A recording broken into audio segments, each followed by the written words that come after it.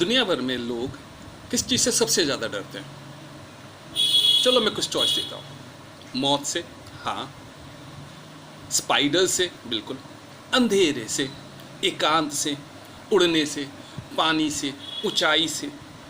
जी हाँ, ये सभी चीज़ों से तो लोग डरते ही डरते हैं। लेकिन the top of the list में कौन है? क्या है? The top of the list is public speaking.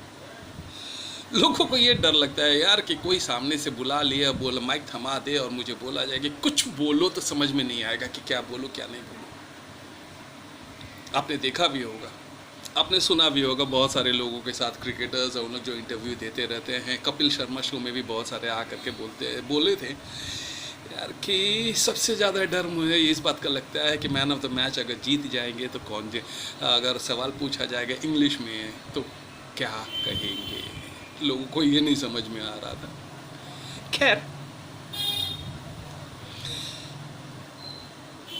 मेरे साथ भी ये हुआ था। Way back in 96 the management called me. उन्होंने कहा कि चलो it's you have to host the Children's Day programme. Before nodding positively, मैंने पूछा कि हाँ क्या गार्जियंस भी आने वाले हैं? आई सेड गार्जियंस भी आने वाले हैं? उन्होंने कहा नहीं। देन आई फेल्ट कॉन्फिडेंट, इसलिए क्योंकि ये जो प्रोग्राम है वो बच्चों के लिए तो होना है। ये वही बच्चे हैं जिनके सामने मैं रोज़ खड़ा हो करके उनको पढ़ाता रहता हूँ, और हमारे कुलीसी तो हैं, इनके सामने बोलने में किस बात का डर। ये सोच करके मैंने हामी भर दी और अपनी तैयारी में जुट गया। शुरू में मैंने छोटी सी गलती कर दी। I went to Barman sir, याद है, योर बायो टीचर। मैंने उनसे कहा, उनकी इंग्लिश बहुत अच्छी थी। He had a lovely English. उनकी इंग्लिश इतनी अच्छी थी कि बाउंसर्स जाता था। तो I asked him please prepare a speech for the Children's Day because I am the host and you are suppose to help me out. He said fine. He prepared a speech for me. उनके एक paragraph में 10 ऐसे शब्द थे जिसका मतलब हमें भी नहीं पता था। एनीवे, स्पीच ऑब्वियसली इंप्रेसिव था। मैं उसको तैयारी में लग गया, मैं उसे रटने लगा, ये सोच करके कि बच्चों के सामने अगर मैं स्क्रिप्ट ले करके पढ़ूंगा तो इंप्रेशन खराब होगा, अच्छा नहीं लगेगा। इसलिए मैंने रटना शुरू कर दिया। ऑन द डी डे हम लोगों की तैयारी हो रही थी। अपने स्कूल के बगल में जो मैदान था, हम लोग का पहला प्रोग्राम, ये चिल्ड्रंस डे का प्रोग्राम वहीं पे तो हुआ था। तो I was there standing on the stage, वो स्टेज जो पेड़ के नीचे बनाया गया था। So I was there standing on the stage. Management was there to कम।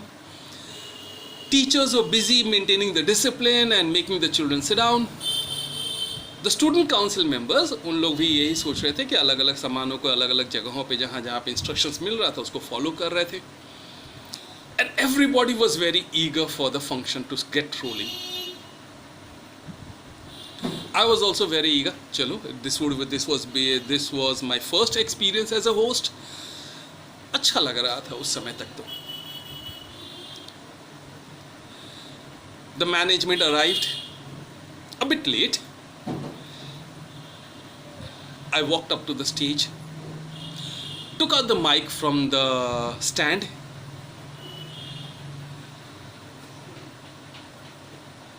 हाथ कांपने लगा। मैंने दूसरे हाथ से माइक को कस के पकड़ा, अपने हाथ को ही पकड़ा, and I started with the speech, which was written by Burman sir, but I tried to memorize it. एक लाइन बोला था, सिर्फ एक लाइन, एक सेंटेंस ही बोल पाया था कि बाकी सब सेंटेंसेस भूल गया। कुछ समझ ही में नहीं आया कि आगे क्या करूं। हाथ में माइक, बगल में मैनेजमेंट बैठे हुए हैं, सामने हमारे स्टूडेंट्स और टीचर्स, और they were all eagerly looking at me and I was in deep soup.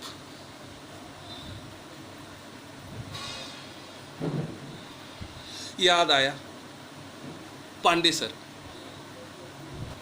Pass the football to others. मैंने तुरंत एक सेंटेंस बोला. So because we are getting late, we are going to start off with the program as soon as possible. So first of all, I would like to call the school choir group to sing the welcome song. इतना बोल करके मैं stage से पीछे आ गया. जान बची लाखों पाए, लौट के बुद्धू घर को आए. पीछे आ करके अपने आप को शांत करने की कोशिश की, संभाला और गहरी गहरी सांसें ली, अपने आप को संभाला, आगे बढ़ा. अब उसके बाद से ये सोचना ही बंद कर दिया कि क्या करना है. बस सिंपल. जब ये प्रोग्राम ख़त्म होता था, I used to appreciate the programme. मुझे पहले से पता था कि मुझे अगला प्रोग्राम क्या होने वाला है. So I used to introduce the next programme and I used to encourage few words of encouragement to the students. उनको बोलता था कि ताली बजाओ, and just to encourage them to clap for the school team or for the performances. Welcome karna tha, I used to welcome them, and after that the things went on smoothly.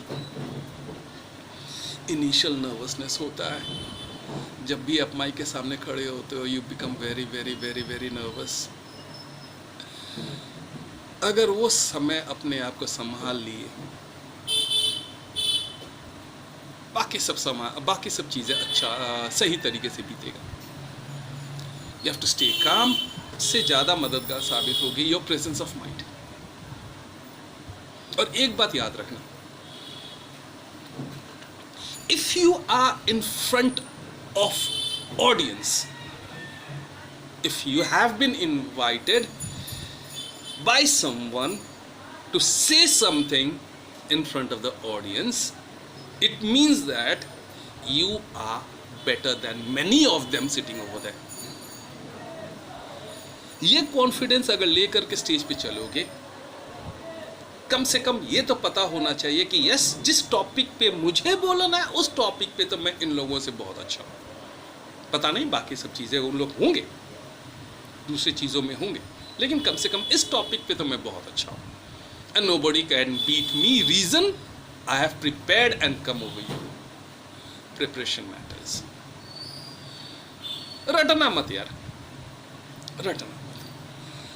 Preparation, prepare करना. Okay. Keep your presence. Prepare yourself. Bullet points ready होने चाहिए. पूरा script कभी नहीं. Just the bullet points. And this is what I learned from my first experience.